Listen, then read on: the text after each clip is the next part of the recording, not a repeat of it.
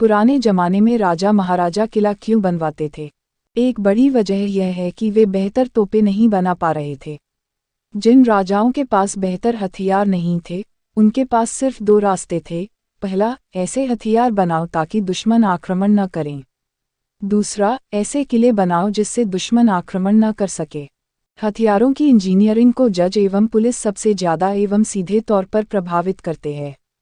जज सिस्टम होने के कारण भारत में जटिल इंजीनियरिंग लगातार पिछड़ी रही, अतः भारतीय राजा बेहतर हथियार नहीं बना पाए और फिर उन्होंने सुरक्षा के लिए किले बनाने शुरू किए। एकत्रीकरण की प्रक्रिया होने के कारण मुगलों के पास बेहतर तोपखाना था, लेकिन यूरोपीय देशों में जूरी सिस्टम आने के कारण गोरों के तकनीकी विकास की स्पीड मुगलों से 10 गुना ज़्यादा तेज थी।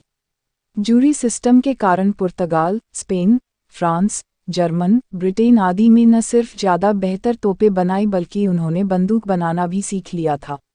बंदूक एवं बेहतर तोपखाना होने के कारण गोरों ने पूरी दुनिया में अपने उपनिवेश स्थापित किए। अलेक्जेंडर के पास तब दुनिया के सबसे बेहतर हथियार थे, अतः ग्रीस ने कभी भी सुरक्षा की दृष्टि से किले नहीं बनाए। चंगेज खान, तैमूर, नादिर शाह एवं यूरोपियन देशों ने भी किले वगैरह नहीं बनाए। मुगलों ने भी किले बनाने पर ज़्यादा भार नहीं दिया। इतिहास में जितने भी विजित आक्रमणकारी रहे हैं, उन्होंने कभी किले नहीं बनाए। उन्होंने बेहतर हथियार बना लिए थे और इस वजह से उन्हें किले बनाने की जरूरत नहीं रह गई थी। जिन साम्राज्यों के पास बेहतर हथियार नहीं थे, उन्होंने किले बनाने की दिशा में काम करना शुरू किया। किलों के साथ समस्या यह है कि घेरा डालकर आक्रमणकारी रसद रोक देते थे। फिर उन्होंने रसद के लिए किले से सुरंगें निकालना शुरू किया, और जब महत्वाकांक्षी या लालची सिपहसालार सुरंग का पता बता देता तो किले के द्वार खोलकर लड़ने के सिवा कोई चारा नहीं रहता था। चीन इससे भी आगे गया। उसने आक्रमणकारियों से बचने के लिए दीवार बनाना शुरू किया।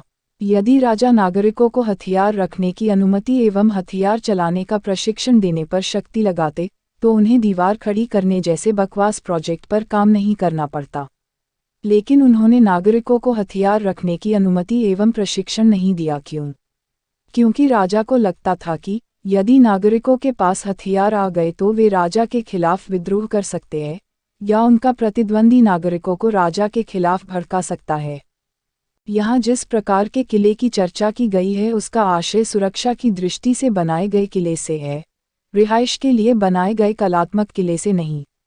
उदाहरण के लिए लाल किला सुरक्षा की दृष्टि से नहीं बनाया गया था। यह एक महलनुमा किला है, किंतु मेहरानगढ़, कुंभलगढ़, चित्तौड़गढ़ आदि किले सुरक्षा की दृष्टि से बनाए गए थे। ऐसा नहीं है कि भारतीयों के पास तकनीकी आविष्कार करने की क्षमता नहीं थी, लेकिन आविष्कार करना अलग बात है और कम लागत में मॉस प्रोडक्शन करना दूसरी बात है। तो भारत में कारीगर जो भी आविष्कार करते थे, जज सिस्टम होने के कारण न तो उनका बड़े पैमाने पर उत्पादन हो पाता था और न ही उसकी गुणवत्ता में सुधरती थी। उदाहरण के लिए 17वीं शताब्दी में भारत में बंदूकें आनी शुरू हुई और 18वीं सदी में भारतीय कारीगर जो बंदूकें बना रहे थे, उनका डिज़ाइन एवं गुणवत्ता ब्रिटिश बंदूकों से ज़्यादा बेहतर था।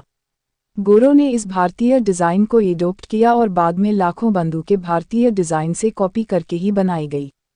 लेकिन आगे गोरों ने हथियार बनाने के कारखानों पर लाइसेंस नीति डाल दी थी, अतः भारत में बंदूकों का निर्माण सिर्फ वही कारखाने कर रहे थे जिन पर गोरों का नियंत्रण था। तोपों एवं बंदूकों का जमाना जा चुका है और आज फाइटर प्लेन, ड्रोन आदि निर्णायक हथियार है। लेकिन हथियारों के निर्माण में भारत आज भी वहीं पर खड़ा है। मतलब, न तो हमें एक प्रभावी राइफल बनाने आती है और न ही टैंक का इंजन बनाने आता है। ड्रोन और फाइटर प्लेन तो बहुत आगे की बात है। वजह फिर से वही है जो 1000 साल पहले थी। जज का भ्रष्टाचार, पुलिस का भ्रष्टाचार, जमीनों के कानून, रेग्रेसिव कर प्रणाली। जब तक हम उपरोक्त 4 कानूनों को नहीं सुधारते तब तक हम स्वदेशी तकनीक आधारित हथियार बनाने की क्षमता नहीं जुटा पाएंगे। इन 4 व्यवस्थाओं को सुधारने के लिए हमें गेजेट में 2 कानून छपवाने की जरूरत है। जूरी कोर्ट, इस कानून के आने से भारत में पुलिस एवं जजों के भ्रष्टाचार में 90% तक की गिरावट आ जाएगी। रिक्त भूमि कर, यह प्रस्तावित कानून जीएसटी की जगह लेगा। रिक्त भूमि कर एक प्रोग्रेसिव कर है और इस टैक्स के आने के बाद जीएसटी रद्द हो जाएगा। जूरी कोर्ट एवं रिक्त भूमि कर आने से कैसे हम फाइटर प्लेन एवं ड्रोन बनाने की तकनीक जुटा लेंगे, इस बारे में मैंने अपने कई जवाबों में विस्तार से बताया है। हथियारों की गुणवत्ता और किले बनाने की वजह का जज एवं जूरी सिस्टम से क्या संबंध है? जज सिस्टम तकनीकी विकास का सबसे बड़ा दुश्मन है। पिछले 2000 साल की हिस्ट्री का सार यही है कि जिस राज्य की अदालतें बेहतर तरीके से काम कर रही थी, उन्होंने बेहतर हथियार बनाए और अन्य साम्राज्यों को गुलाम बना लिया। भारत की अदालतें भ्रष्ट थी, इसीलिए हम बेहतर हथियार नहीं बना पा रहे हैं। अलेक्जेंडर एवं ब्रिटिश के पास बेहतर अदालतें थी, अतः उन्होंने बेहतर हथियार बनाए। बेहतर हथियार होने की वजह से उन्होंने पूरी दुनिया में विजय अभियान चलाने शुरू किए और उन्हें अपनी सुरक्षा के लिए किले बनाने की जरूरत नहीं रह गई थी। तो इस तरह कोई राजा किले बनाएगा या सेना खड़ी करके साम्राज्य विस्तार का अभियान चलाएगा, इसे मुख्य रूप से अमुक राज्य की अदालतों का स्ट्रक्चर एवं जजों भ्रष्टाचार प्रभावित करता है। ब्रिटिशर्स ने fort William, saint George fort एवं माहिम फोर्ट क्यों बनाए? ब्रिटिश ने भारत में जो किले बनाए थे उनका इस्तेमाल सामान एवं हथियारों को सुरक्षित रखने के लिए किया जाता था। गोरों का माल बंदरगाहों पर आता था, अतः माल एवं हथियारों को सुरक्षित करने के लिए उन्होंने बंदरगाहों के करीब किले बनाए। इन किलों में गोरों का शस्त्रागार वगैरह का भंडारण किया जाता था।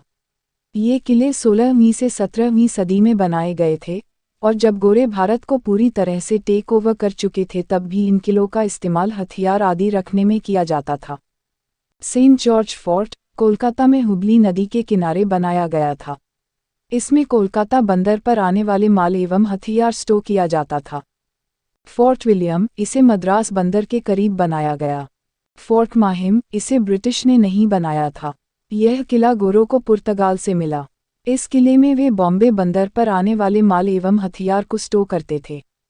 दूसरे शब्दों में ये किले उनकी तिजोरी की तरह थे, जिनका इस्तेमाल गोरे अपनी जिंसों एवं हथियारों को रखने के लिए करते थे।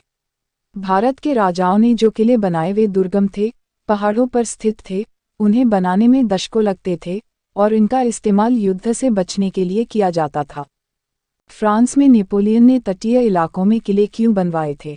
नेपोलियन ने सीमा रक्षा के लिए किले बनाए थे, रिहाइश या युद्ध से बचने के लिए नहीं। जिन हिस्सों को उसने टेकओवर किया था वहां पर अंग्रेज हमला करने वाले थे, तो उसने समुद्र तटों पर सेना की जमावट करने के लिए मोर्चे बनाए। ये किले इस मोर्चे का हिस्सा थे। असल में इन्हें किले भी नहीं कहा जा सकता, ये बंकरनुमा किले थे जिनमें सिर्फ सैनिक दस्ता एवं शस्त्रागार होता था। दूसरी बात, नेपोलियन के पास इंग्लिश सेना के मुकाबले में निर्णायक हथियार नहीं थे। जब आपके पास हथियारों में निर्णायक बढ़त नहीं हो तो सैन्य रणनीति परिणाम को प्रभावित करती है।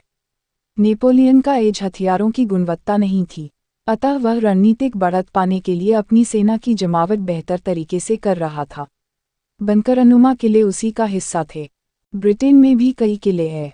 ब्रिटेन के सभी किले 600 ईस्वी से पहले बनाए गए थे और 14 सदी आते आते इनमें से ज़्यादातर का इस्तेमाल होना बंद हो गया था। वजह 12वीं सदी में ब्रिटेन में जूरी सिस्टम आ चुका था और उन्होंने बेहतर हथियार बनाना शुरू कर दिए थे। बंदूक और तोपें आने के कारण उन्होंने साम्राज्य विस्तार के अभियान चलाने शुरू कर दिए थे, अतः किलों की जरूरत नहीं रह गई थी। बॉटम लाइन यह है कि जिस काल में जो राजा निर्णायक हथियार बना लेता था वह अपना पैसा आर्मी खड़ी करने पर लगाना शुरू करता था।